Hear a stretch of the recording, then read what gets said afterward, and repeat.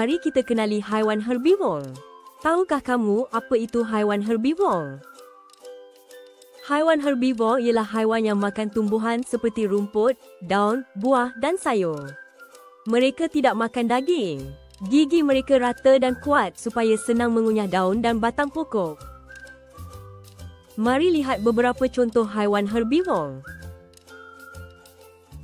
Lembu makan rumput segar di padang sambil berehat.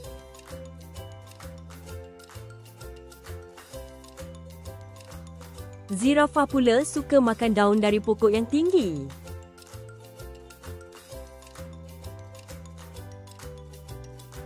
Arnab gemar mengunyah lobak merah dan rumput hijau.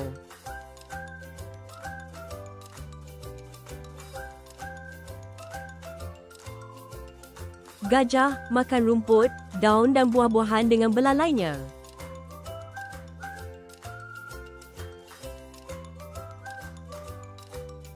Begitu juga dengan kambing. Kambing suka makan daun dan rumput juga.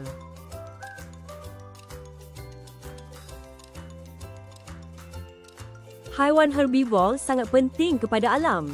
Mereka membantu menyebarkan biji benih dan menjadi sebahagian daripada rantai makanan. Jadi, lain kali kalau kamu nampak lembu atau arnab, ingatlah, mereka ialah haiwan herbivor yang baik hati dan penyayang alam.